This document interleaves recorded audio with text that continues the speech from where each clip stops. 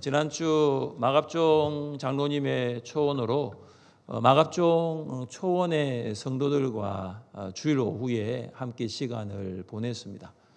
그 초원에서 이제 게임을 준비를 하였는데 그 게임이 개인전이 아니라 단체전 게임이었습니다. 제기차기를 했습니다. 제기차기를 했는데 그냥 대표가 나와서 열심히 한 사람이 차는 것이 아니라 일렬로 세우더라고요.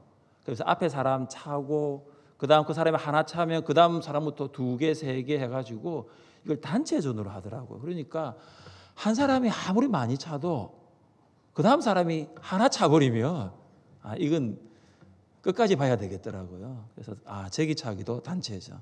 그다음 타이어 굴리기를 했습니다. 이 타이어를 굴리는데 타이어가 동그랗지 않습니까? 반환점까지는 잘 가는데 그 다음부터는 타이어가 이상한 데로 가더라고요. 그러니까 아무리 초반에 타이어를 잘 굴려도 한 사람이 타이어를 제대로 못 굴리니까 그것도 승부를 가늠할 수가 없었습니다. 타이어 굴리기도 단체전이었습니다. 마지막은 줄달리기였습니다. 줄달리기를 하는데 줄달리기가 2팀이 아니고 4팀으로 서더라고요. 또 그런 줄달리기는 처음 봤습니다. 동서남북으로 서가지고 당기는데요. 이게 힘들더라고요. 저도 열심히 한번 당겨봤는데 안 되더라고요. 왜냐? 혼자 열심히 당겨서 되는 게 아니었습니다. 함께 열심히 당겨야지. 그래도 등수 안에 들겠더라고요. 제가 이걸 보면서 개인의 능력이 참 중요합니다.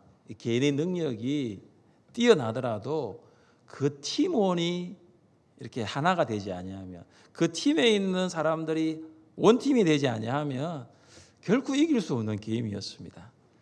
교회도 이와 같지 않는가라는 생각을 해봅니다. 믿음의 경주는 우리 한 사람 한 사람이 열심히 달립니다.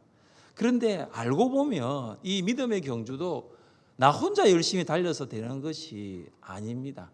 믿음의 경주도 개인전이 아니라 단체전과 같다라는 것을 생각해 봅니다. 그럼 목장도 그렇지 않습니까? 초원도 그렇지 않나요? 우리 교회도 그렇습니다. 믿음의 경주를 지금 하고 있는데 다 함께 하는 것입니다. 오늘 본문인 이 14절부터 17절 말씀을 보면 공동체가 함께 믿음의 경주를 해야 한다는 것을 강조합니다. 한 개인이 마음으로 믿고 고백하여서 구원을 받았습니다. 저도 그렇고 여러분도 그렇고 우리가 개인적으로 독립적으로 마음으로 믿어 의에 이르고 또 입으로 시인하여 구원 얻어서 오늘 이 자리에 앉아 있습니다. 그런데 여러분, 이 믿음의 경주는 혼자 힘만으로는 완주하기가 어렵습니다. 저자는 공동체가 함께 하라고, 교회가 함께 하라고, 그리고 공동체가 하는 이 믿음의 경주를 말하면서 힘써야 할 것이 있고 살펴야 할 것이 있음을 오늘 본문에서 말하고 있습니다. 먼저 믿음의 경주에서 힘써야 할 것이 있습니다. 우리 14절 말씀을 읽겠습니다. 14절입니다. 모든 사람과 더불어 화평함과 거룩함을 따르라. 이것이 없이는 아무도 주를 보지 못하리라. 제가 세번역 성경으로 한번 읽어보겠습니다. 세번역 성경입니다.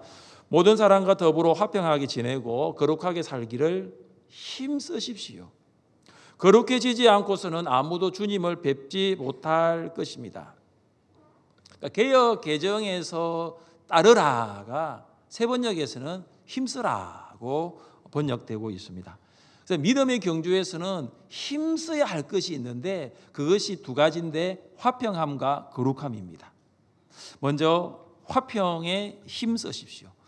우리 일반적으로 경주할 때 보면 일반적인 이 경주에서는 경쟁을 합니다. 경쟁을 향하여 경쟁을 통해서 승리를 얻습니다. 그래서 1등, 2등, 3등이 나누어지는 것입니다. 그러나 믿음의 경주는 일반적인 경주와는 다릅니다. 믿음의 경주는 경쟁이 아니라 화평에 있습니다. 예수님은 산상수훈에서 화평을 강조하셨습니다. 화평하게 하는 자는 복이 있나니 그들이 하나님의 아들이라 일컬음을 받을 것임이요. 예수님은 제자들에게 너희는 화평하는 자가 되라. 화평하게 하는 자가 되라. 피스메이커가 되라고 하셨습니다. 왜 그렇게 말씀하셨냐 하면은 세상에는 그러한 자가 많지 않기 때문입니다. 세상에는 문제를 일으키는 사람이 참 많습니다. 그래서 트러블 메이커가 많다라는 것입니다. 제자들을 향해서 너희는 세상 속에서 피스메이커가 되라. 화평하게 하는 자가 되라고 합니다. 어떤 집사님이 있습니다. 우리 교회 집사님은 아니에요. 이 집사님 이야기를 제가 할 텐데 제가 생각해낸 집사님이니까 이 집사님이 내가 알고 있는 집사님이 아닌가라고 생각은 아예 하지 마십시오. 이 집사님이 가는 공동체마다 꽃을 피워서 화평하게 만들면 좋겠는데 그렇지 않고 이 집사님이 가는 곳마다 가시가 돋아나는 거죠. 그래서 트러블 메이커로서 공동체에 있습니다. 그래서 공동체를 한번 옮겨봅니다. 공동체가 문제인가 싶어서 공동체를 한번 옮겨보는데 또 똑같은 문제가 일어나는 것입니다. 왜냐하면 이 집사님이 문제였어요. 이 집사님이 관계를 잘 못하는 거예요. 이 집사님이 가면은 평안한 공동체도 문제가 일어나는 것입니다.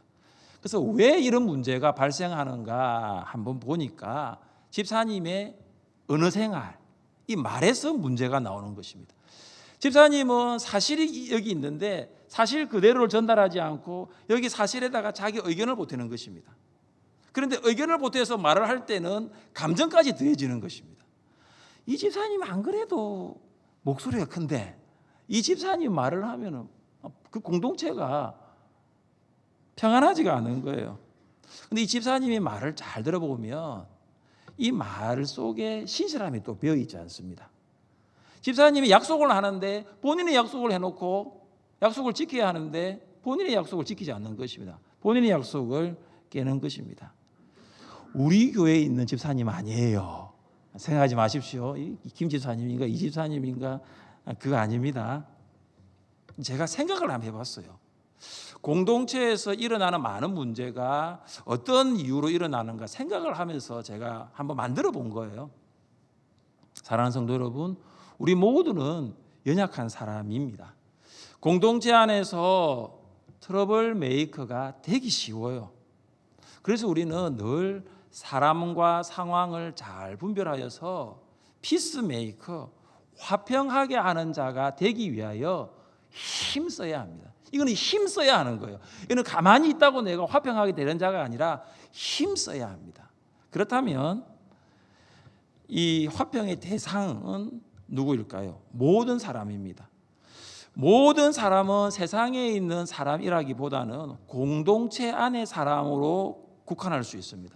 그러니까 예수님을 주로 고백하는 그리스도인, 좀 좁혀 나가면은 여러분의 목장의 목원, 여러분의 초원의 성도, 우리 하늘샘 교회의 교인과 더불어 화평함을 힘쓰라고 말하고 있습니다. 믿음의 경주를 하고 있는 성도는 공동체 안에 있는 성도들과 더불어 화평하게 지내도록 힘써야 합니다. 여러분, 사람과의 관계가 건강하다, 건강하지 않다를 평가할 수 있는 기준이 여러 가지가 있지만 그중에 오늘 말씀을 비추어 보면 화평이라고 봅니다. 이 사람과 관계가 얼마나 화평한가라는 것입니다. 여러분, 가장 가까이 있는 사람이 배우자와 자녀 아닙니까? 여러분, 배우자와 자녀와 화평하십니까? 여러분의 가정은 화평합니까? 홈 스위트 홈이라는 노래는 미국의 19세기에 많이 불러졌던 가곡입니다. 이 홈 스위트 홈이 우리나라 말로 번역이 되었는데 그것이 바로 즐거운 나의 집이라는 노래죠. 그 노래 아시죠, 여러분? 즐거운 나의 집. 즐거운 곳에서 날 오라 하여도 내 쉴 곳은 작은 집, 내 집뿐이리. 내 나라 내 기쁨, 길이 쉴 곳도 꽃피고 세우는 집, 내 집뿐이리. 오 사랑 나의 집, 즐거운 나의 벗 집, 내 집뿐이리. 이 노래 많이 불렀잖아요. 저도 기억이 납니다. 이 즐거운 나의 집. 이 노래는 미국의 극작가이자 연극 배우였던 존 하워드 페인이라는 분이 작사한 노래입니다. 이 노래가 가장 많이 불렸던 때가 언제냐면 남북 전쟁 때입니다. 그래서 남군 북군 할 것 없이 이 노래를 불렀습니다. 왜냐하면 빨리 전쟁이 끝나고 스위트 홈에 가고 싶은 거예요. 빨리 내 집으로 가고 싶은 생각이 반영되었습니다. 링컨 대통령도 이 노래를 참 좋아했다고 합니다. 그래서 백악관에는 홈 스위트 홈이라는 이 글을 자수로 만들어서 게시를 하였습니다. 그런데 제가 이 내용을 보니까 이 작사자인 존 하워드 페인은 본인은 홈 스위트 홈을 작사를 했는데 한 번도 행복한 가정, 한 번도 이런 가정을 살지 못했어요. 그는 방랑하며 살았습니다. 세상을 떠나기 1년 전 1851년 3월 3일에 이 존 하워드 페인이 친구에게 이런 편지를 보냅니다. 편지에 이런 내용이 있었습니다. 세계의 모든 사람에게 가정의 기쁨을 자랑스럽게 노래한 나 자신은 아직도 내 집이라는 맛을 모르고 지냈으며 앞으로도 맛보지 못하겠지. 본인은 이 노래를 작사를 했는데 한 번도 스위트 홈, 이 즐거운 내 집이라는 것을 경험하지 못했습니다. 제가 이 이야기를 보면서 우리는 알고 있어요. 그리스도인이라면 모든 사람과 더불어 화평하게 힘쓰라. 그리스도인이라면 팔복을 모르는 사람이 있습니까? 팔복 다 알잖아요. 그래서 화평하게 하는 자는 복이 있나니 하나님의 아들이라 일컬음을 받을 것이며 화평하게 하는 자가 되라는 거 다 알고 있잖아요. 다 알고 있는데 과연 우리는 그렇게 살고 있는가? 존 하워드 페인이 홈 스위트 홈을 작사를 했지만 그가 그렇게 살지 못했던 것처럼 우리는 이거 다 알고 있는데 과연 우리의 가정은 화평한가? 과연 내 목장은 화평한가? 한번 돌아볼 수 있으면 좋겠습니다. 나는 부모와 자녀로서 정말로 화평을 하게 하는 부모인가 자녀인가를 돌아보는 거죠. 나는 목자와 목녀로서, 나는 목원으로서 과연 우리 목장을 내가 화평하게 만들기 위하여 힘쓰고 있는가? 가만히 있으면 화평하게 되는 것이 아니라는 거죠. 힘쓰라고 하고 있지 않습니까? 가정을 화평하게 만들기 위하여 부모와 자녀가 힘써야 하고요. 목장을 화평하게 만들기 위하여 목자의 한 사람의 힘으로 되지 않는 거죠. 목녀와 함께, 목원이 함께 힘쓰라는 것이죠. 우리가 힘써야 할 부분이 한 가지 더 있습니다. 거룩함입니다. 여러분 거룩함을 힘쓰십시오. 우리 한 번 더 14절을 읽어보겠습니다. 14절입니다. 모든 사람과 더불어 화평함과 거룩함을 따르라. 이것이 없이는 아무도 주를 보지 못하리라. 아멘. 이게 화평함과 거룩함은 좀 다른 성격이 있습니다. 화평함은 사람들과의 관계를 말하는 것이라면 거룩함은 하나님과의 관계를 말하는 것입니다. 그러니까 힘써야 할 것은 동일하지만 관계적인 면에서는 달라요. 화평함은 사람이고 거룩함은 하나님이라는 것입니다. 저자는 10절에서 하나님 아버지가 우리를 징계하는 목적이 거룩하심에 참여하기 위함이라고 단언한 적이 있습니다. 믿음의 경주를 합니다. 징계는 단회적이 아니라 징계는 계속된다는 것입니다. 하나님 아버지의 징계가 계속된다는 말은 다시 말해서 우리도 거룩함을 계속하여 힘써야 한다라는 것입니다. 하나님의 자녀가 되었습니다. 이것은 신분상으로 거룩하게 된 것입니다. 그러나 하나님의 자녀로 거룩함을 받은 우리는 계속하여 생활 속에서 거룩함을 나타내기 위하여 힘써야 합니다. 선은 신분상의 거룩함이지만 후는 생활상의 거룩함이에요. 생활상의 거룩함에 힘쓰지 않는다면 과연 내가 하나님의 자녀로서 신분상 거룩하게 되었는가를 돌아볼 수 있어야 합니다. 여러분은 예수 그리스도를 주로 믿고 하나님의 자녀가 되어 거룩한 하나님의 백성이 된 줄 믿습니다. 이것이 신분상의 거룩이에요. 자, 그러나 생활상의 거룩은 뭐냐면 한 번이 아니라 계속 해야 합니다. 평생 해야 하고 매일 해야 하는 것입니다. 우리에게 연약한 부분이 이것이 아닙니까? 내가 예수님 믿고 거룩하게 되었지만 날마다 거룩한 삶을 살아가는 성화, 이것이 우리의 연약함 아닙니까? 주일 예배에 참석하여서 하나님을 찬양하고 기도를 하고 말씀을 들었습니다. 그래서 은혜를 받았어요. 그런데 내일부터 시작되는 생활 속에서 우리가 거룩함을 나타내는 이 성화가 참 어렵습니다. 주중에 수요 성령기도에 참석했습니다. 피곤한 몸을 이끌고 수요일 저녁 7시 반에 수요 성령기도에 나와서 찬양하고 말씀 듣고 기도해서 은혜 받았어요. 그런데 주중 3일 목, 금, 토 이 3일 동안 거룩한 삶을 살아가는 것, 거룩함을 나타내는 것이 정말 어렵지 않습니까? 다른 사람 이야기가 아니죠. 바로 내 이야기죠. 바로 우리 이야기죠. 먼저 솔직하게 나의 연약함을 인정하고 성령께서 이 연약함을 도와달라는 기도를 드리는 것입니다. 그래서 거룩한 삶은 결코 내 힘으로 할 수 없습니다. 내가 예수님을 믿는 것도 내 힘으로 할 수 없었던 것처럼 거룩한 삶을 사는 것도 내 힘으로 할 수 없습니다. 그렇다면 거룩한 삶은 무엇으로 가능할까요? 같이 한 말씀을 읽어보겠습니다. 하나님의 말씀과 기도로 거룩하여 짐이라. 하나님의 말씀과 기도로 거룩하여 짐이라. 하나님의 말씀의 성경을 날마다 읽고 그 말씀을 날마다 묵상하는 것입니다. 성경을 떠나서는, 하나님의 말씀을 떠나서는 절대로 거룩한 삶을 살 수가 없습니다. 저자는 사랑과의 관계인 화평함, 하나님과의 관계인 거룩함에 힘쓸 것을 권면한 이후에 이렇게 말씀하십니다. 이것이 없이는 아무도 주를 보지 못하리라. 이것이 없이는 아무도 주를 보지 못하리라.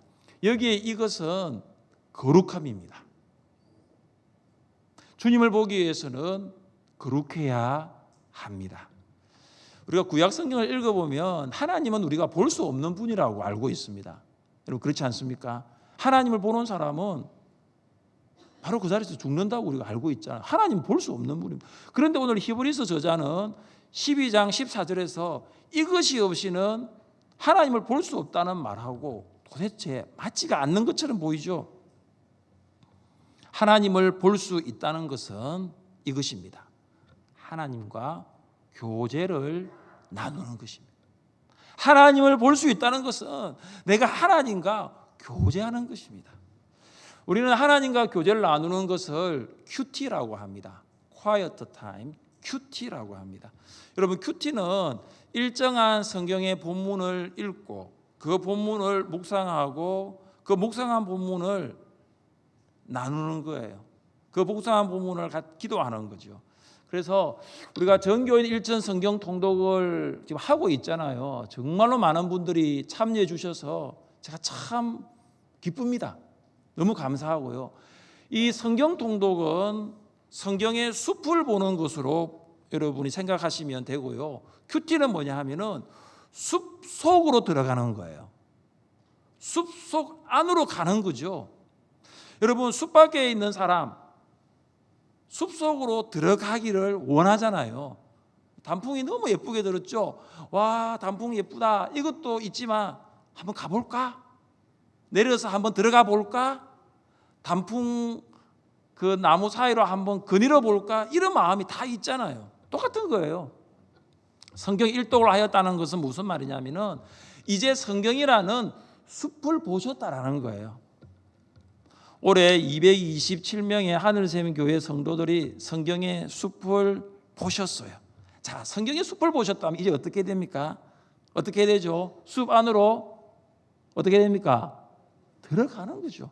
들어가시는 계속 숲 주위만 맴돌지는 않잖아요. 그 안에 무엇이 있는지 궁금하지 않으세요? 들어가는 거죠. 큐티가 바로 그런 것입니다. 성경 안으로 성경 속으로 들어가 하나님과 교제하는 것입니다. 그래서 교회가 큐티방을 만들었습니다. 정말로 우리 교회는 좋은 교회예요.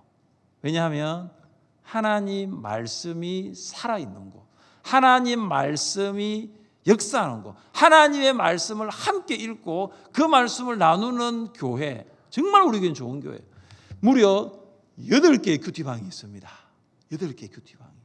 월요일에도 2방이 있어요. 큐티방이 2방이 있습니다. 월요일 오후 8시. 화요일에도 2방이 있어요. 화요일 오후 8시. 수요일 오전에는 10시 30분. 그리고 오후 2시. 목요일에도 오후 7시 30분. 금요일에는 오전 10시 30분.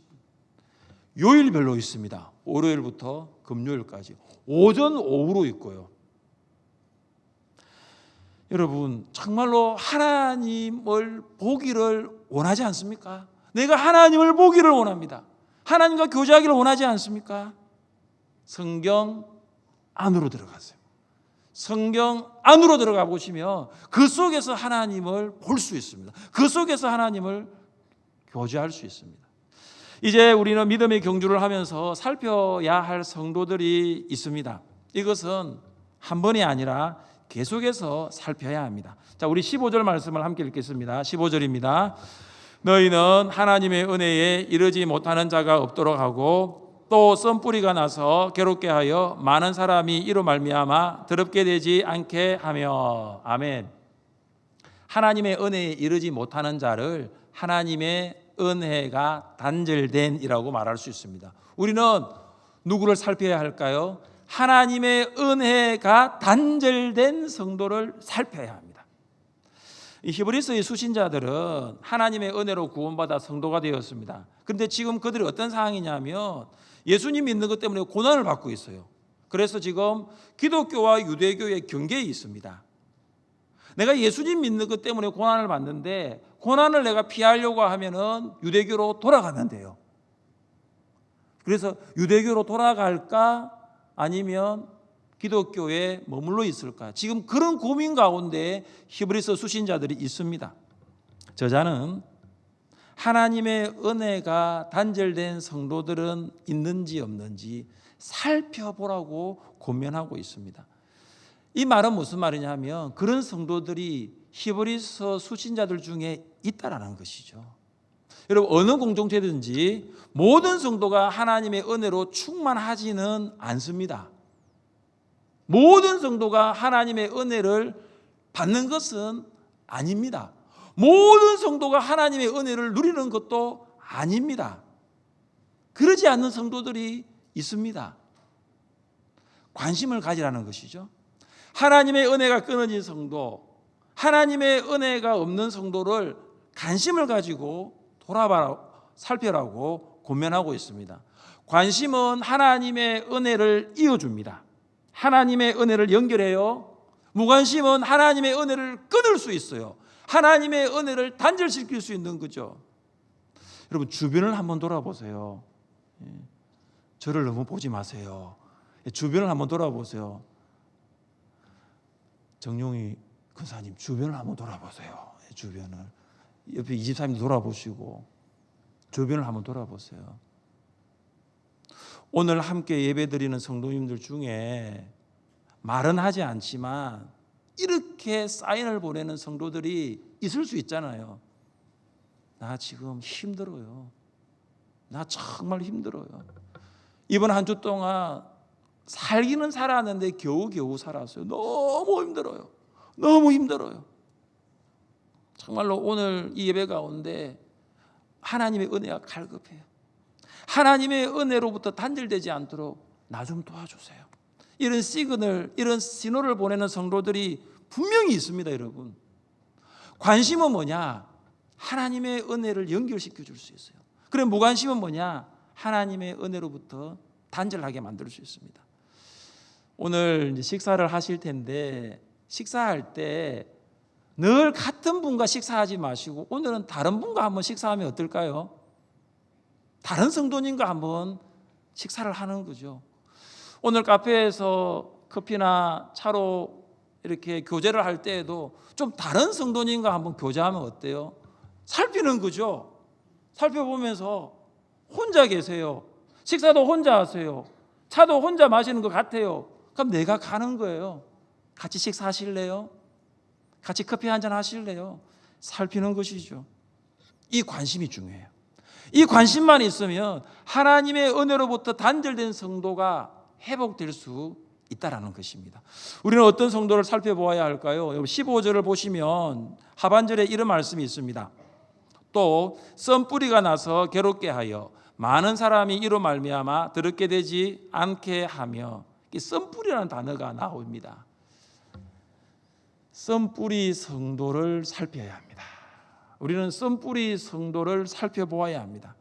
이 썬뿌리는 신명기 29장 18절부터 19절에 나와 있는 말씀을 기초하고 있습니다. 같이 한번 말씀을 읽어보겠습니다. 너희 중에 남자나 여자나 가족이나 집하나 오늘 그 마음이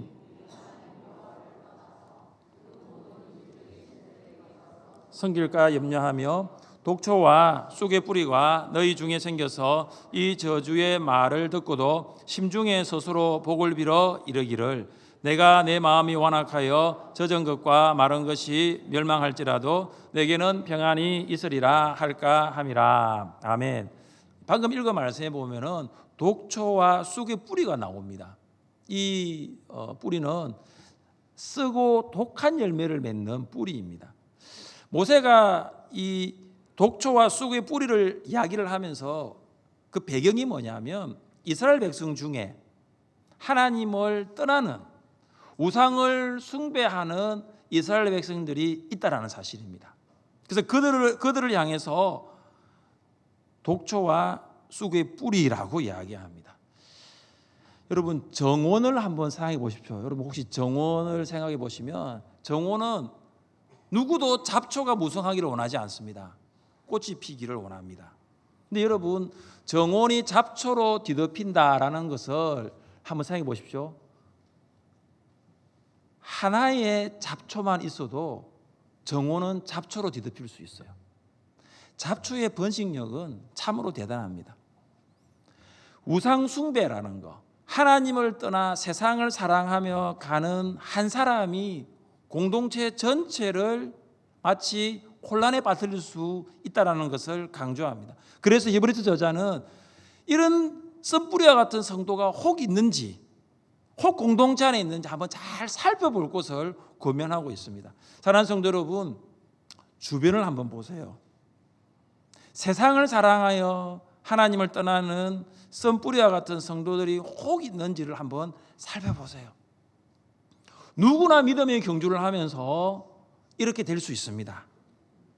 우리도 언제든지 썬뿌리와 같은 성도가 될 수 있어요. 여러분 사도 바울 주변에 늘 바울과 한 마음으로 하나님의 일을 한 사람만 있지는 않았습니다. 바울이 이런 편지를 보낸 적이 있습니다. 우리 같이 한번 읽어보겠습니다.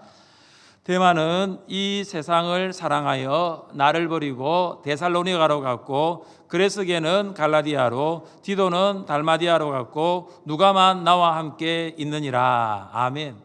바울 옆에도 마치 썬뿌리와 같은 사람이 있었다는 거죠. 그 사람이 데마입니다. 데마는 세상을 사랑하여 갔다라는 거죠. 세상을 사랑하여 떠났다는 거죠. 그러면 세상을 사랑하며 공동체로부터 멀어집니다. 하나님으로부터 떠나게 되고 교회로부터 멀어집니다. 그래서 주변을 한번 돌아보십시오. 혹 함께 신앙생활을 했던 성도들 중에 세상을 사랑하여 하나님을 버린 성도가 있는지를 살펴보십시오. 여러분 조그만 관심을 가지고 살펴보십시오. 저에게 그 이야기가 들리면 그 성도는 이미 세상에 가고 없더라고요. 정말로 여러분은 관심을 가지고 세상을 사랑하고 세상을 사랑하여 하나님을 버리고 간 사람은 혹 있는지를 한번 살펴보십시오. 마지막으로 우리는 불경건한 성도를 살펴보아야 합니다. 우리 16절 말씀을 함께 읽겠습니다.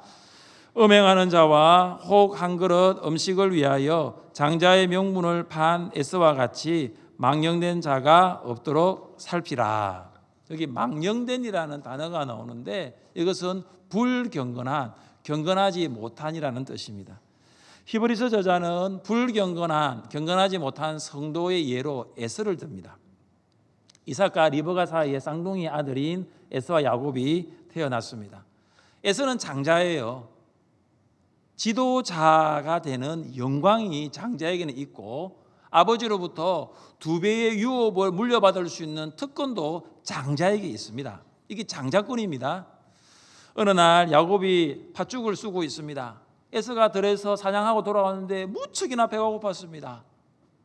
그래서 야곱에게 죽을 한 그릇 달라고 합니다. 근데 야곱이 뭐라고 말합니까? 형, 장자권을 나한테 팔면 내가 죽 주겠다고 합니다. 에서가 너무 배가 고팠어요. 그래서 이 장자권 뭐 필요 하냐 하면서 팔아버렸어요. 그래서 팥죽을 먹어버렸어요.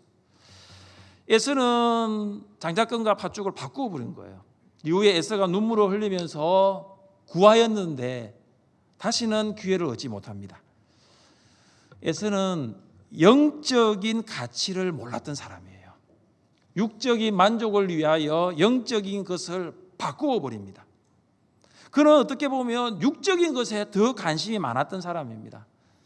사랑하는 성도 여러분, 우리도 에서와 같을 수 있습니다. 영적인 것보다는 육적인 것에 더 가치와 관심을 둘 수 있는 것입니다. 저는 이 말씀을 묵상하면서 여기서 말하는 영적인 가치, 관심이 무엇일까 생각해 봤는데 그 중에 한 가지가 바로 봉사라는 거예요. 봉사자라는 거죠. 우리는 예수님을 믿고 구원받은 이후에 예배자로 살아갑니다. 오늘 여러분이 다 예배자로 나오셨습니다. 근데 여러분 잘 보십시오. 하나님이 나를 예배자로 부르셨지만 예배자로만 부르셨는지를 생각해 보십시오. 하나님께서 원하시는 것은 이 그리스도의 몸인 교회를 세워나가는 것을 원하십니다. 교회를 세워나가기 위해서는 봉사가 있어야 됩니다. 여러분 봉사가 없이는 결코 교회가 건강하게 세워지지가 않습니다. 작년 교회 표를 혹시 기억하시나요? 작년 교회 표가 무엇이었죠? 은사대로 봉사하라였죠. 잘 아시네요. 하나님께서는 구원받은 모든 성도에게 은사를 각각 주셨습니다. 은사대로 봉사하면은 정말로 기쁨이 생깁니다. 그리고 은사대로 봉사하면은 지지부진한 성장하지 않는 내 신앙도 봉사하는데 신앙도 성장하는 거예요.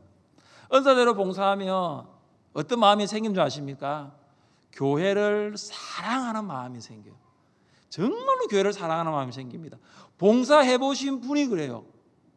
정말로 교회를 사랑합니다. 그리고 하늘샘 교회에 대한 주인의식을 가지게 되는 거죠. 여러분 교회를 아무리 오래 다녀도 내가 예배자로만 있으면 이 교회는 우리 교회가 잘 되지 않습니다. 이 교회는 내 교회가 잘 되지 않아요. 주인의식을 가지기가 힘듭니다. 오늘처럼 예배 한 번 드리고 다음 주 와서 예배 한 번 드리고 그렇게 해서 1년에 50몇 번 예배 드리면요, 이 교회가 정말 내 교회구나, 내가 교회를 정말로 사랑해야 되겠구나, 그런 마음이 많이 들지 않는다는 것이죠. 다음 달 12월 11일 2023년 봉사 신청서를 작성하는 시간을 가집니다. 저는 모든 예배자는 봉사자가 되면 좋겠다는 생각을 가지고 있어요. 지금까지 어느 부서가 어떤 사역을 하였는가에 대해서 좀 충분한 정보가 제공되지 않는 듯 했습니다. 그래서 12월 첫 주에는 사역 박람회를 하려고 합니다.